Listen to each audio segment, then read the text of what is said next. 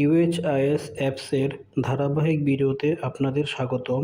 আজকের ভিডিওতে আমরা দেখব কিভাবে একটি নতুন খানা যোগ করে উক্ত খানার নতুন সদস্য যুক্ত করা যায়।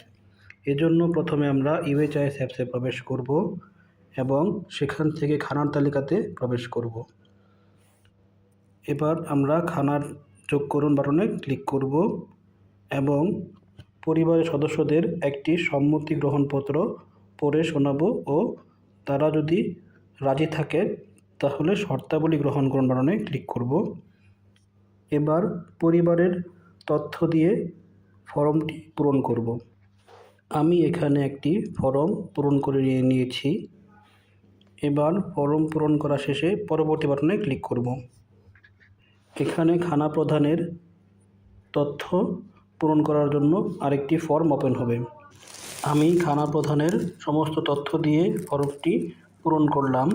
এখানে উল্লেখ্য জাতীয় পরিচয়পত্র থাকলে জন্ম তারিখ জাতীয় পরিচয়পত্র অনুসারে বসাবেন, আর জাতীয় পরিচয়পত্র না থাকলে আনুমানিক বয়সের ঘরে লেখা যাবে। এবার জমা দিন বাটনে ক্লিক করুন।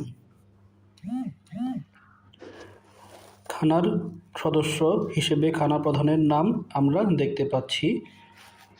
এবার খানা প্রধানের নামের উপর ক্লিক করলে তার বায়োডাটা চলে আসবে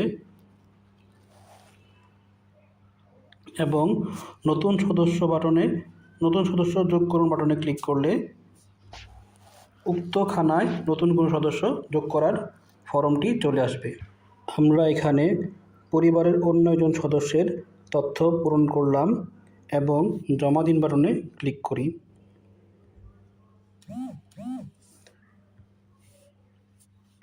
নতুন একজন সদস্য উক্ত খানায় যুক্ত হয়ে গেল। এভাবে করেই একটি খানা যুক্ত করা ও খানা নতুন সদস্য যুক্ত করা যায়।